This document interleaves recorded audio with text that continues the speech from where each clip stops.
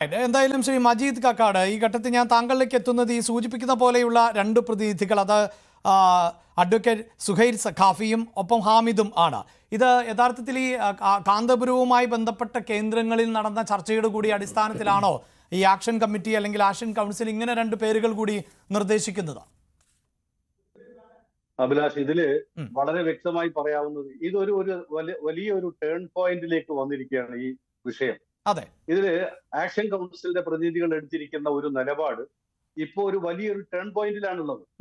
ഈ ടേൺ പോയിന്റിനെ നമ്മൾ മനസ്സിലാക്കുന്നത് ഇതിന്റെ ഇതുവരെ ഉണ്ടായിരുന്ന അപ്രസക്തമായ നീക്കങ്ങൾ, ഒരു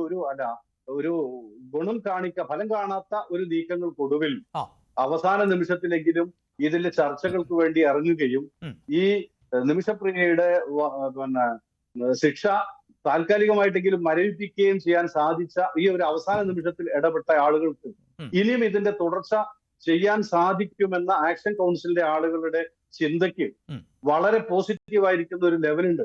എന്ന് മാത്രമല്ല, അവർ ഇന്ന് കോടതിയിൽ പറഞ്ഞിരിക്കുന്ന വസ്തുതയില് പ്രധാനപ്പെട്ട ഒരു 3 പോയിന്റ് ഞാൻ ഉന്നയിക്കാം. ഒന്ന്, ഈ കുടുംബങ്ങളുമായി ഇത്രയും കാലം നേരിട്ട് ബന്ധപ്പെടാൻ സാധിക്കാതിരുന്ന ഒരു പശ്ചാത്തലമുണ്ട് എന്ന് നമ്മൾ കഴിഞ്ഞ ദിവസങ്ങളിലൊക്കെ ചർച്ച ചെയ്തതാണ്. ആ പശ്ചാത്തലത്തിൽ നിന്ന് കുടുംബങ്ങളെ കണ്ടെത്താനോ അവരുമായി ബന്ധപ്പെടാനോ അവിടുത്തെ ഗോത്രവർഗ രൂപങ്ങളെ, ലെയറുകളൊക്കെ മനസ്സിലാക്കിയിട്ട് നേരിട്ട് ചെന്ന് ഒരു സന്ധി സംഭാഷണത്തിൽ അല്ലെങ്കിൽ ഒരു രംഗ സംഭാഷണത്തിലേക്ക് ഇടപെടാനോ കഴിയുന്ന സാഹചര്യമില്ലാതിരിക്കെ അതിലേക്ക് കൊണ്ടുവന്ന കാന്തപുരത്തിന്റെ പ്രതിനിധികളെ അടുത്ത ഒരു തുടർ ചർച്ചയിലേക്കും ഇതിലേക്ക് ഇംപ്ലിമെന്റ് ആക്കുക എന്നത് വളരെ പ്രധാനപ്പെട്ട ഒരു പോയിന്റ് ആയിട്ടാണ്, പോസിറ്റീവായിട്ടാണ് ഞാൻ കാണുന്നത്. രണ്ടാമത്തത്, അങ്ങനെ ഒരു ചർച്ച തുടർന്ന് രണ്ടാം ഘട്ട ചർച്ചയിലേക്ക് കടന്നു പോകുമ്പോൾ ഇതിന്റെ ഈ ദിയാദനം നൽകേണ്ട സാഹചര്യങ്ങളും അതുമായി ബന്ധപ്പെട്ട കാര്യങ്ങളും പറഞ്ഞു ഉറച്ചു കഴിഞ്ഞാൽ അങ്ങനെ സാഹചര്യം വരട്ടെ, നമുക്ക് ആശിക്കാം. അങ്ങനെ വന്നു കഴിയുമ്പോൾ അതിന്റെ തുടർച്ചയായി ആ ദിയാദനം കലക്ട് ചെയ്യേണ്ടതും അത് ശേഖരിച്ച് ബന്ധപ്പെട്ട നിയമപരമായ മാർഗത്തിലൂടെ വേണം അതിനെ ബന്ധപ്പെട്ട കക്ഷികളിലേക്ക് എത്തിക്കാൻ. നമുക്ക് ഇവിടുന്ന് അത് കറൻസിയായിട്ട് കൊണ്ടുപോകാൻ കഴിയില്ലല്ലോ, ഇന്ത്യ ഗവൺമെന്റിന്റെ ഒക്കെ അനുവാദം വേണം. അപ്പൊ അതിന്റെ കലക്ഷൻ അടക്കമുള്ള സംഗതികൾ, ഇതിന്റെ കൈമാറ്റ രീതികൾക്കൊക്കെ ഈ ആക്ഷൻ കൗൺസിലിന്റെ പ്രതിനിധികൾ ഈ ചർച്ചയിലും കാര്യങ്ങളിലും അനിവാര്യമാണ്. മൂന്നാമത്തെ വിഷയം, അതിന്റെ ആ കാര്യങ്ങളൊക്കെ ഒരു ഡിപ്ലോമാറ്റിക് ആയിട്ടുള്ള ഒരു സാഹചര്യങ്ങൾ ഇല്ലെങ്കിൽ പോലും കേന്ദ്ര ഗവൺമെന്റിന്റെ ഒരുപാട് നിയമ കടമ്പകളിലൂടെ കടന്നു പോകേണ്ടത് കൊണ്ട് കേന്ദ്ര ഗവൺമെന്റിന്റെ പ്രതിനിധികളും ഈ ദൗത്യ സംഘത്തിൽ ഉണ്ടാവണം എന്ന കാഴ്ചപ്പാട്, ഈ ആക്ഷൻ കൗൺസിലുണ്ടായ കാഴ്ചപ്പാട് ബുദ്ധിപൂർവമായ ഒരു നീക്കമായിട്ടാണ് ഞാൻ കാണുന്നത്.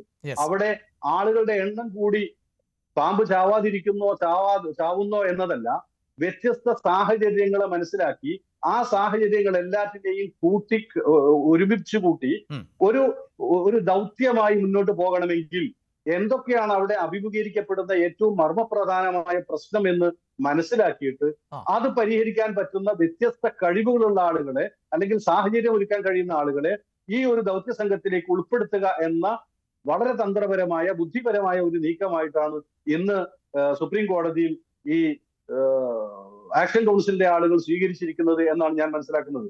മറ്റൊന്ന്, ഇനി ഇവിടെ ഈ ഒന്നാം ഘട്ടത്തിൽ ഈ